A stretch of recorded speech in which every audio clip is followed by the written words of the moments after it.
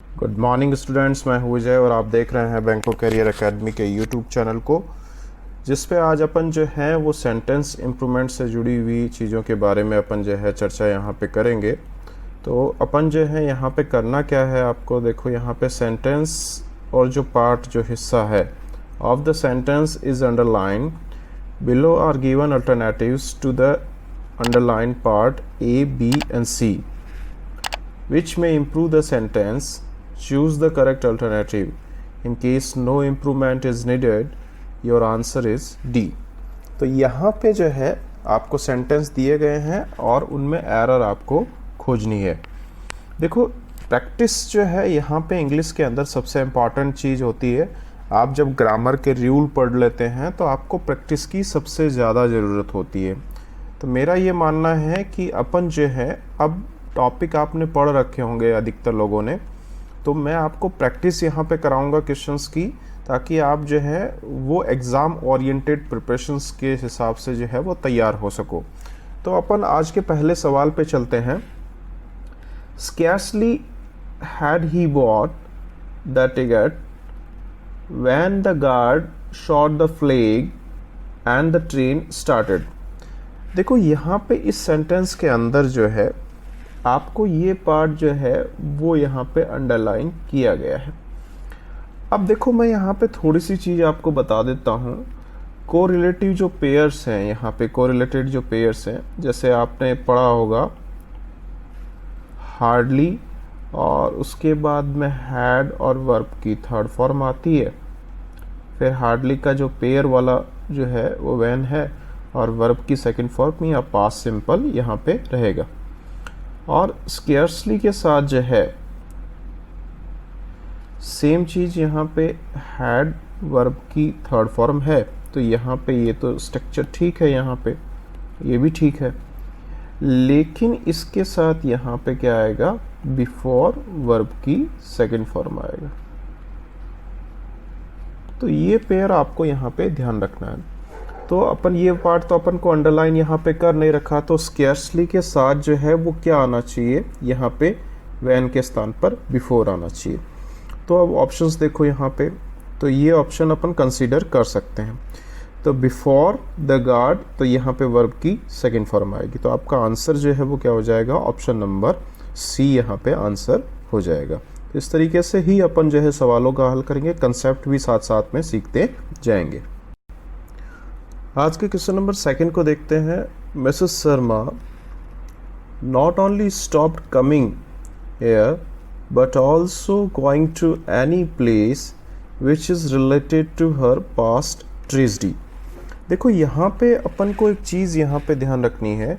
यदि आपने कभी इंग्लिश में पढ़ा होगा तो एक जो है वो पैरलिज्म जो है वाले केस होता है, जिसमें जैसे मान लो कोई भी वर्ड है, जैसे एंड है, तो एंड के इस तरफ मान लो जो है नाउन है तो नाउन को जोड़ेगा, एडजेक्टिव है तो इधर भी जो है नाउन आएगा, एडजेक्टिव है तो इधर भी एडजेक्टिव आ जाएगा। यानी दोनों तरफ स्ट्रक्चर सेम होना चाहिए।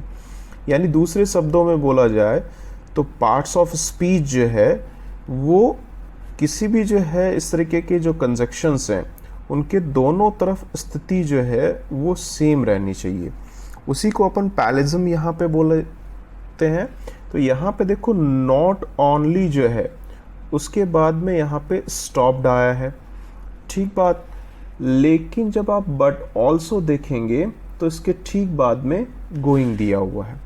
अब एक चीज़ आप ध्यान रखेंगे, देखो गोइंग वाले पोर्शन में चेंज नहीं दिया हुआ है, यानी बट ऑल्सो अपनी पोजीशन पे रहेगा, इसमें कोई चेंज आपको नहीं करना। अब चेंज कहाँ पे होना है, यानी नॉट ओनली का स्थान जो है वो चेंज होगा। यानी ये ठीक आईएनजी वाली जो वर्ब स्ट्रक्चर है उसके ठीक पहले ये रहेगा यहाँ पे। तो यहाँ पे स्टॉप्ड पहले आ जाएगा और नॉट ओनली किसके साथ में जाके चिपक जाएगा, कमिंग वाले के साथ। तो यहाँ पे आंसर जो है वो क्या आ जाएगा, सेकंड ऑप्शन जो है यहाँ पे आंसर में रहेगा। क्वेश्चन नंबर थर्ड पे देखते हैं। Nobody else but you might be declared responsible for loss of दूस आर्टिकल्स। कोई भी नहीं बल्कि तुम ही यहाँ पे। तो एल्स और बट एक दूसरे के यहाँ पे पूरक हैं, इनका इस्तेमाल यहाँ पे जो किया गया है वो सही है यहाँ पे। तो इस ऑप्शन में जो है वो यहाँ पे इसके लिए किसी भी तरीके के बदलाव की आवश्यकता नहीं है इस क्वेश्चन में। तो आंसर आपका जो है वो क्या रहेगा, नो इम्प्रूवमेंट यहाँ पे रहेगा। ये मौजूदा स्थिति में यहाँ पे सही है।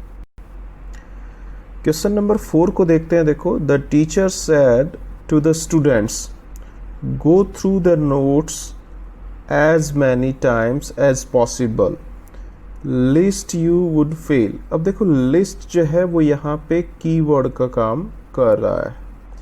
इससे अपन ये पहचान करेंगे कि लिस्ट होगा तो यहाँ पे जो है वो क्या होना चाहिए, शुड होना चाहिए।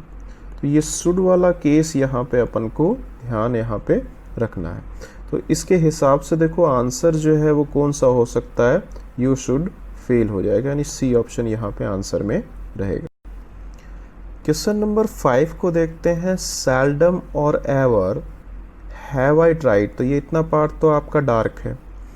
माई best to defend my friends who are after all guilty to some extent.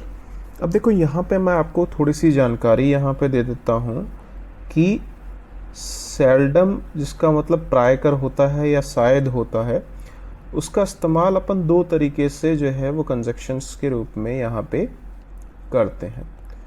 पहले वाले में सेल्डम और उसके साथ आएगा नेवर लगा सकते हैं आप, ठीक है। और दूसरे वाले केस में सेल्डम इफ और उसके साथ एवर आ जाएगा। तो इसका मतलब तो यहाँ पे हो गया शायद ही कभी नहीं, और इसका मतलब हो जाएगा शायद ही कभी। तो ये दो स्ट्रक्चर यहाँ पे हैं जो आपको ध्यान रखनी है यहाँ पे, ठीक है।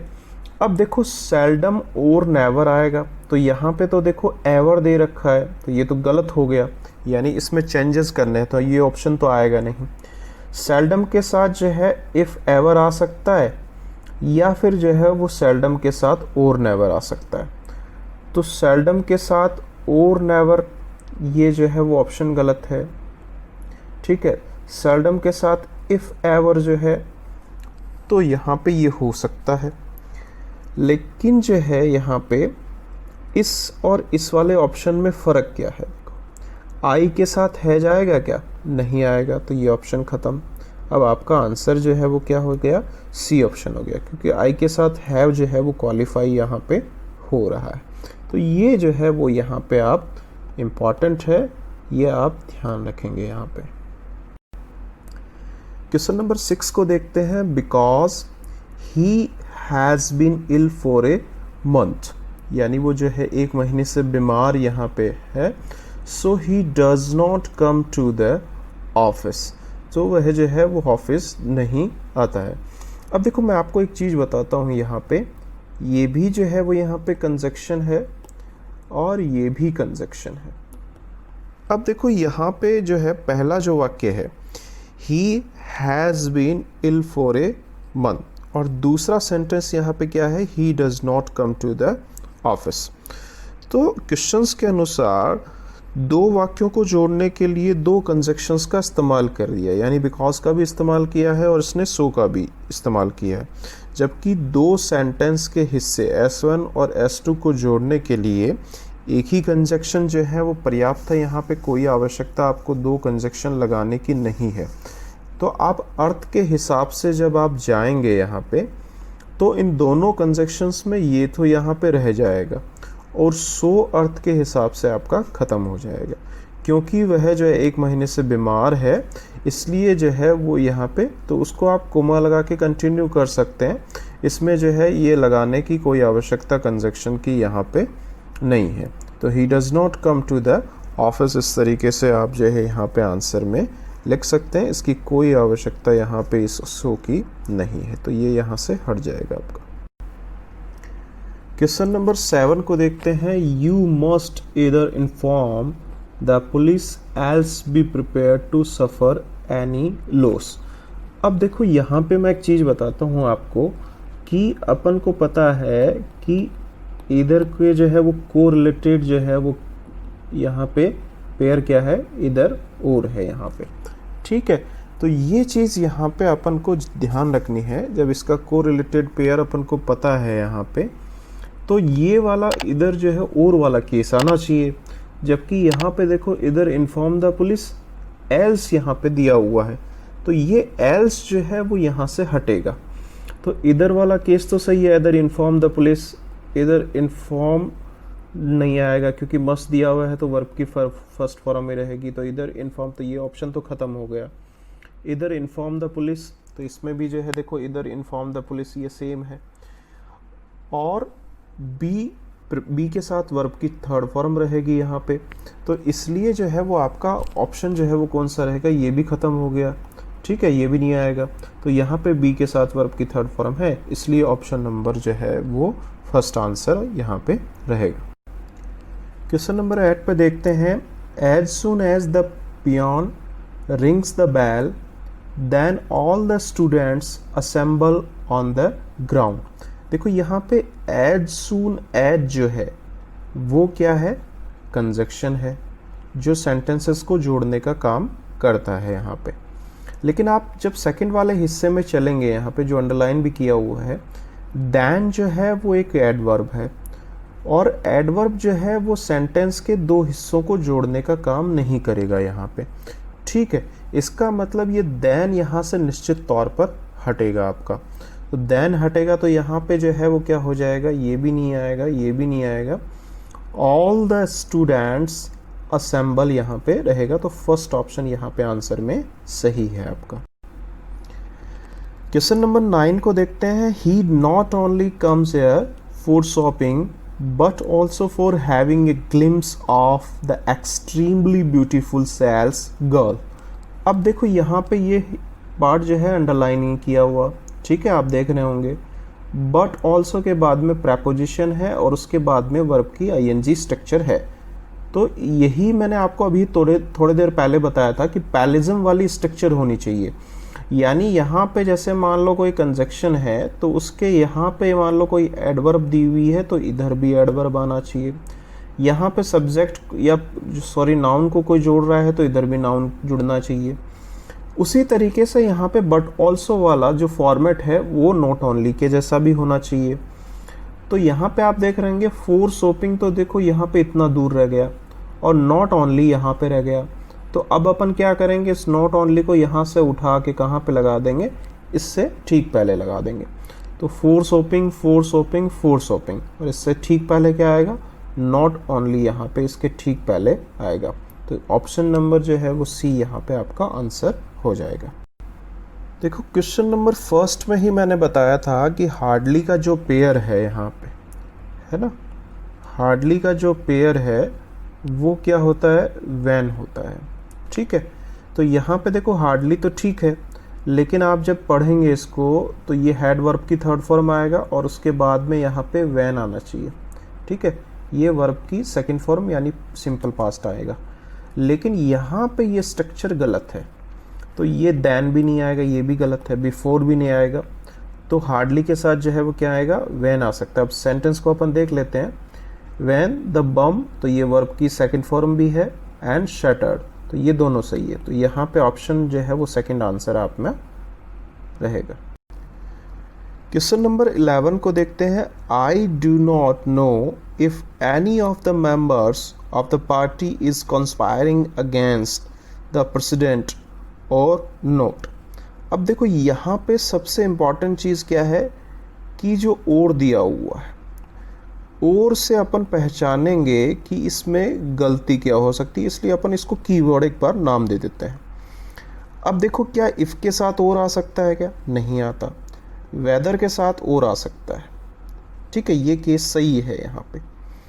तो I do not know whether any of the members of the party is conspiring against the president or not। Whether आ सकता है क्या, तो वेदर आ सकता है, कोई दिक्कत नहीं है यहाँ पे, लेकिन सम ऑफ द मेंबर्स यहाँ पे नहीं आएगा, क्योंकि any of the member of the party की पार्टी का कोई भी सदस्य यहाँ पे, तो सम वाला स्ट्रक्चर यहाँ पे जो है वो गलत हो जाएगा। whether any of the members of the parties। तो यहाँ पे जो है वो आपको समझना है क्वेश्चन को कि जब आप सेंटेंस को यहाँ पे इस्तेमाल कर रहे हैं तो whether any of the members, ये यहाँ पे सही है, फिर ऑफ के बाद में यहाँ पे जो है वो पार्टी ही आएगा, ना कि पार्टीज आएगा। तो ये चीज़ यहाँ पे आपको ध्यान रखनी है, इसीलिए क्वेश्चन नंबर जो है वो 11 के अंदर आंसर आपका क्या हो जाएगा, ए यहाँ पे आंसर रहेगा, यानी whether any of the members of the party यहाँ पे आंसर आएगा। क्वेश्चन नंबर अपन 12 में चलते हैं। Many of the founding fathers of our constitutions are so reverent as Ambedkar if not more. अब देखो यहाँ पे जो है जो रेवरेंट वाली जो बात बोली गई है, आदरणीय या सम्माननीय वाली जो स्थिति बोली गई है, तो सेंटेंस आप देख रहे होंगे यहाँ पे सेंटेंस पॉजिटिव स्ट्रक्चर ही बता रहा है, और ये रेवरेंट जो है वो क्या है, एडजेक्टिव है, ठीक है। और एडजेक्टिव को किससे जोड़ा गया है, यहाँ पे सो एज से जो है वो यहाँ पे कनेक्ट किया गया है, यानी इसको बीच में रखा गया है। और सेंटेंस की थीम जो है वो यहाँ पे पॉजिटिव है। तो जब थीम यहाँ पे सेंटेंस की पॉजिटिव हो तो so plus adjective plus as जो है इस्तेमाल उसका नहीं करेंगे, जब नेगेटिव होगा तब अपन इसका उपयोग कर सकते हैं। तो यहाँ पे जो है इस तरीके के स्ट्रक्चर को जस्टिफाई करने के लिए एज का इस्तेमाल किया जाएगा, और यहाँ पे जो है रेवरेंट जो है वो अपन यहाँ पे इस्तेमाल करेंगे। तो इसके हिसाब से जब आप ऑप्शंस पे चलेंगे यहाँ पे तो आप देख रहे होंगे एज यहाँ पे भी है, यहाँ पे भी है, लेकिन ये जो है मैंने आपको बताया कि एडजेक्टिव के रूप में काम कर रहा है, और उसको जो दोनों को कनेक्ट करने के हिसाब से ये जो है वो ऑप्शन आपका सही हो जाएगा यहाँ पे। क्वेश्चन नंबर 13 में अभी देखें अपन, तो this is not such major problem which can not be solve with a little effort. अब देखो यहाँ पे आप देख रहे होंगे कि जो प्रॉब्लम है वो किस जगह हो सकती है। देखो आप ये जो विच यहाँ पे दे रखा है, देखो तो विच अपन को पता है जो है वो क्या है, रिलेटिव प्रोनाउन है यहाँ पे, और रिलेटिव प्रोनाउन यहाँ पे ये किसको बता रहा है, प्रॉब्लम को बता रहा है। और इस प्रॉब्लम को यहाँ पे जो है विशेषता इसकी कौन बता रहा है, यहाँ पे ये एडजेक्टिव सच बता रहा है, ठीक है। अब देखो यहाँ पे क्या है कि रिलेटिव प्रोनाउन के बाद वाला जो आप सेंटेंस देख रहे होंगे उसमें जो है यहाँ पे कैन से जो है सेंटेंस शुरू हो रहा है। तो यहाँ पे नियम यहाँ पे क्या बोलता है कि रिलेटिव प्रोनाउन के ठीक पहले जो एंटीसीडेंट जो है नाउन के पहले यदि सच का उपयोग यदि अपन कर रहे हैं, जैसे यहाँ पे किया गया है, तो रिलेटिव प्रोनाउन के बाद वाला जो वाक्य है यदि वो वर्ब से शुरू हो रहा है, तो यहाँ पे अपन देख रहे हैं कैन से शुरू हो रहा है, तो रिलेटिव प्रोनाउन जो विच है उसके स्थान पे जो है वो क्या ज़्यादा सही रहेगा, दैट ज़्यादा सही रहेगा। तो ये अपन को यहाँ पे ध्यान रखना था। तो सच मेजर प्रॉब्लम दैट यहाँ पे आएगा, तो ऑप्शन नंबर सी यहाँ पे आंसर आपका रहेगा। क्वेश्चन नंबर 14 में देखें, he asked me that why I was not preparing for the civil service examination. अब देखो ये जो है सेंटेंस की जो स्ट्रक्चर है यहाँ पे आस्क्ड आप देख रहे होंगे, और दैट और वाई वाली स्ट्रक्चर है। तो ये जो आस्क्ड यहाँ पे इस्तेमाल किया गया है, इसको अपन यदि अपन कीवर्ड कंसीडर करें यहाँ पे पहचानने के संदर्भ में, तो ये रिपोर्टेड वर्ब है यहाँ पे, और रिपोर्टेड जो है स्पीच के रूप में जो है यहाँ पे ये देखा गया है। अब देखो यहाँ पे WH वर्ड और दैट दोनों एक साथ यहाँ पे आ गए, तो ये तो किसी भी कंडीशन में यहाँ पे सही नहीं है। दूसरी चीज़ यहाँ पे क्या है कि जब आस्क्ड यहाँ पे लगा हो तो रिपोर्टेड स्पीच को जोड़ने के लिए जो है वो दैट का प्रयोग यहाँ पे नहीं किया जाएगा, यानी दैट का प्रयोग यहाँ पे करना गलत है, तो WH वर्ड यहाँ पे रहेगा। तो यहाँ पे अपन को चेंज फिर क्या हो जाएगा, he asked me why I was not preparing for the civil service examination. तो ये यहाँ पे फर्स्ट ऑप्शन आपका सही आंसर है। क्वेश्चन नंबर 15 जो है बहुत सिंपल है। यहाँ पे देखो, both Hari as well as his wife are determined to bring about some changes in the plan. देखो यहाँ पे मैंने आपको पहले भी बताया था कि कुछ कोरिलेटेड जो है वो यहाँ पे कंजक्शंस होते हैं। जैसे बोथ के साथ यहाँ पे क्या आना चाहिए, एंड आना चाहिए, जबकि अगले ने यहाँ पे देखो बोथ के साथ एंड का इस्तेमाल नहीं करके क्या कर लिया, एज वेल एज का इस्तेमाल कर लिया, जो कि गलत है। तो और आएगा नहीं यहाँ पे, विद आएगा नहीं, और ये आ सकता है यहाँ पे। तो 15 में ऑप्शन नंबर सेकंड जो है वो आएगा यहाँ पे। बहुत सिंपल क्वेश्चन है ये। क्वेश्चन नंबर 16 को देखते हैं। As he is a perfectionist so he always insist on regular practice. यहाँ पे मैं एक चीज़ आपको बता दूँ, देखो यहाँ पे दो सेंटेंसेस हैं यहाँ पे, ठीक है। He is perfectionist and he always insist on regular practice. तो दो सेंटेंस का यहाँ पे इस्तेमाल जो है वो किया गया है। दो वाक्यों को जोड़ने के लिए दो कंजक्शंस का उपयोग देखो यहाँ पे, यानी एज का भी उपयोग किया है और सो का भी किया है।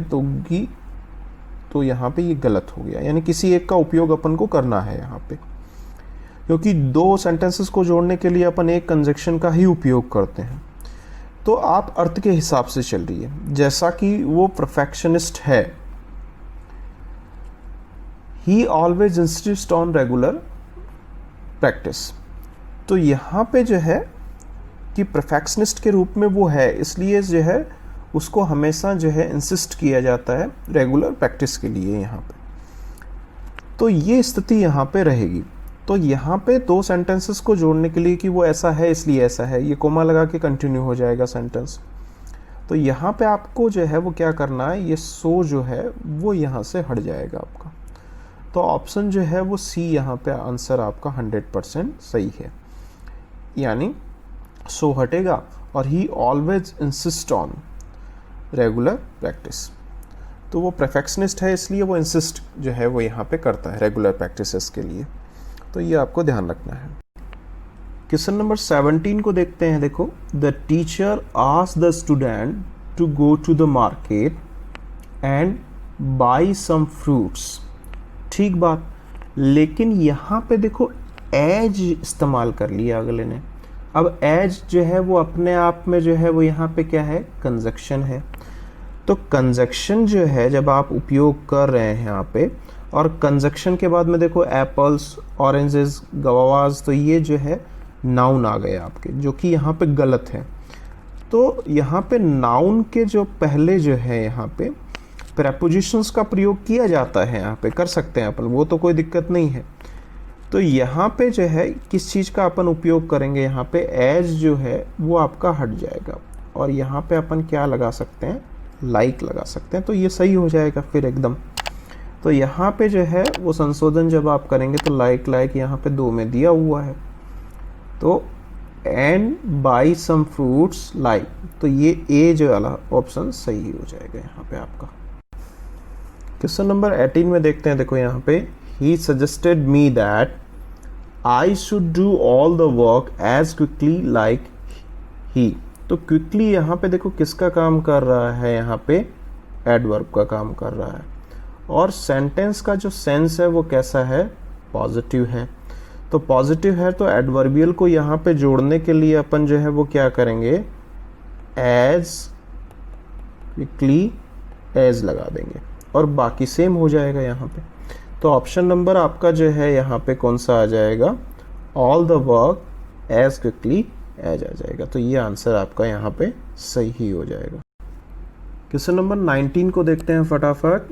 आई can not allow you to go out, यानी मैं तुम्हें अनुमति नहीं दे सकता बाहर जाने की, ऑफ द क्लास, क्लास से, unless the teacher comes and gives me some instruction. अब देखो ये जो है जब तक टीचर ये नहीं जो है वो बोलता, तो ये समय से जुड़ी हुई चीज़ है यहाँ पे, कि जब तक टीचर नहीं आता ये बात नहीं कहता, तो ये समय से जुड़ा हुआ केस है यहाँ पे, ठीक है। तो ये चीज़ आप यहाँ पे ध्यान रखेंगे, जब समय से जुड़ा हुआ केस है तो अनलेस यहाँ पे नहीं आएगा, अनटिल का आपको उपयोग यहाँ पे करना पड़ेगा।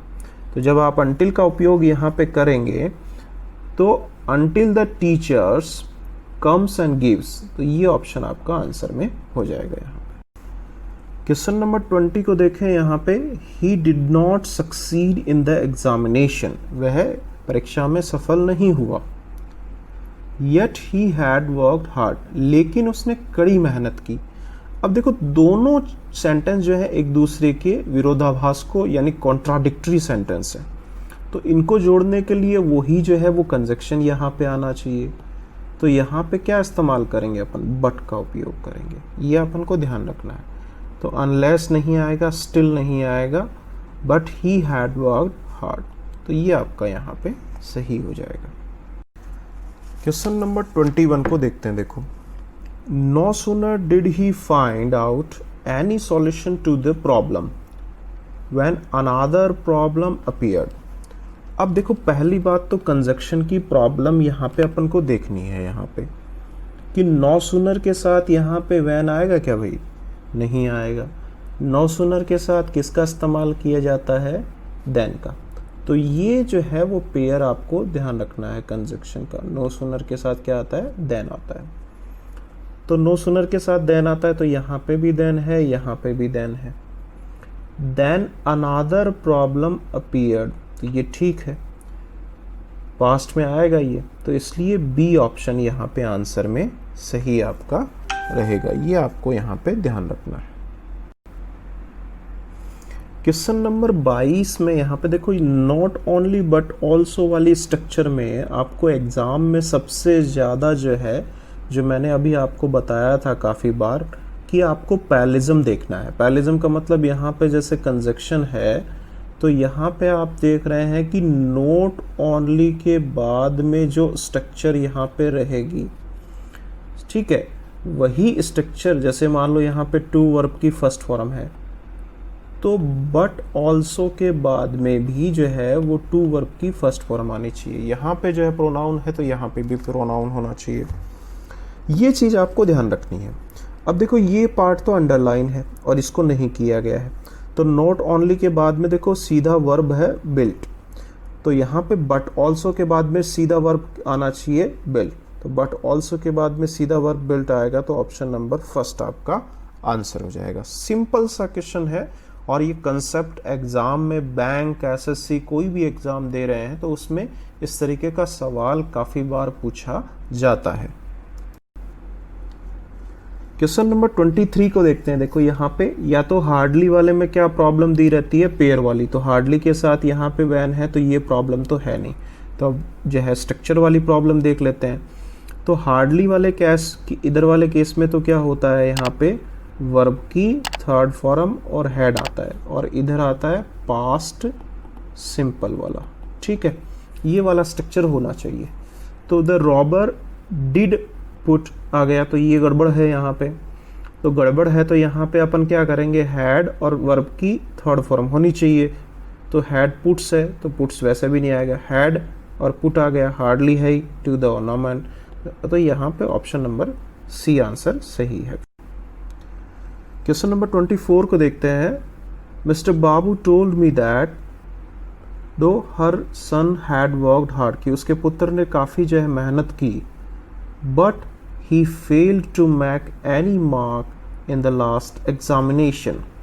देखो यहाँ पे जो है वो हालांकि जो है उसने इतनी मेहनत की लेकिन फिर भी ऐसा हो गया, तो यहाँ पे जो कोरिलेटेड जो कंजक्शन होता है वो दो के साथ कौन सा सेट होगा, यहाँ पे यट सेट होगा, और यट वाले पार्ट में जो है वो पास्ट परफेक्ट स्ट्रक्चर यहाँ पे रहती है, ठीक है।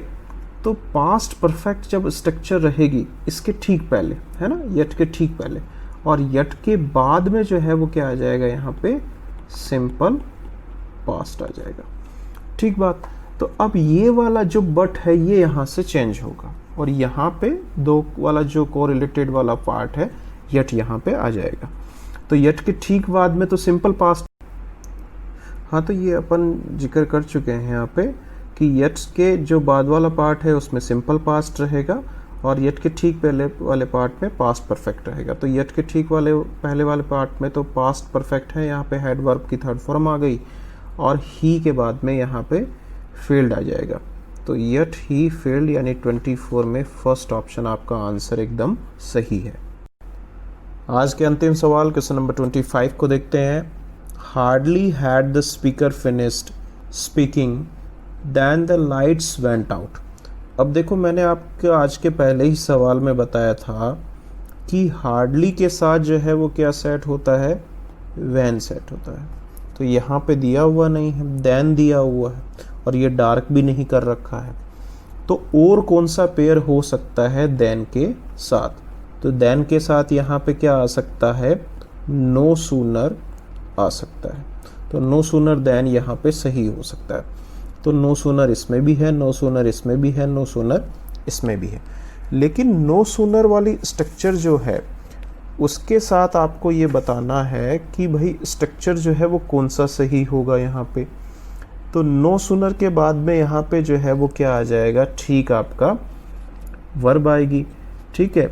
और वर्ब भी कौन सी आएगी, जो हैड वाली है वो आएगी।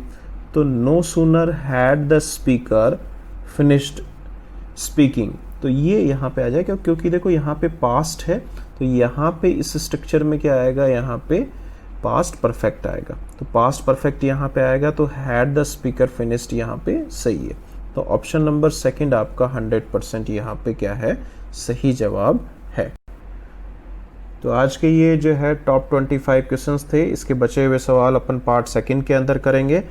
आपको वीडियो पसंद आया तो आप जो है लाइक करें, अपने दोस्तों के साथ शेयर करें।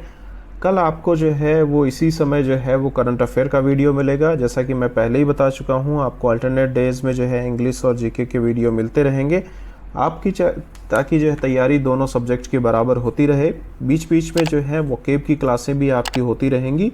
तो आप इसी तरीके से वीडियो के साथ बने रहें। कल तक के लिए धन्यवाद।